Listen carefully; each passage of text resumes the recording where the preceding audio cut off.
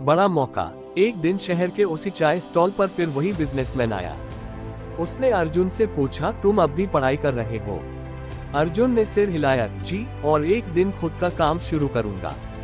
Businessman मुस्कुराया, मेरी company में इंटर्नशिप करोगे? अर्जुन चौंका, पर बोला, मुझे सिर्फ एक मौका चाहिए। अब अर्जुन स्कूल के बाद कंपनी में इंटर्नशिप करने लगा। बड़े बड़े कंप्यूटर, मीटिंग रूम और प्रोफेशनल लोग।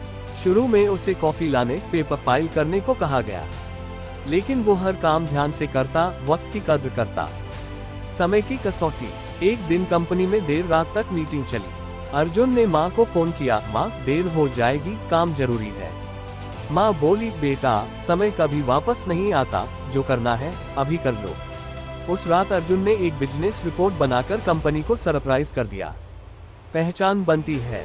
अगले दिन पूरी कंपनी में चर्चा थी, किसने ये रिपोर्ट बनाई। अर्जुन को बुलाया गया और सबने तालियां बजाईं।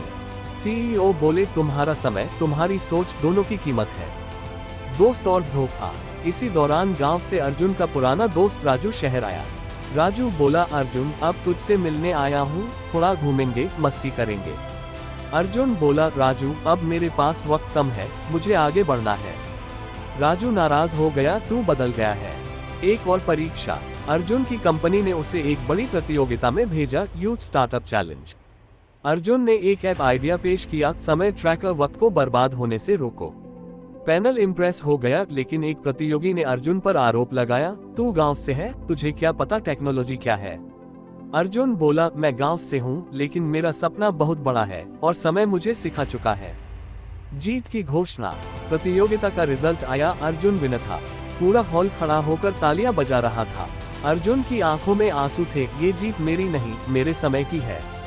वापस गांव में। कुछ महीनों बाद अर्जुन अपने गांव लौटा। अब वो एक सफल उद्यमी था, उसका खुद का ऑफिस, खुद का ऐप और समय की एक अलग सोच। उसने गांव में एक टाइम एकेडमी खोली, जहां वो बच्चों को सिखाता, अगर तुम समय की कीमत समझ गए तो दुनिया तुम्हारी होगी।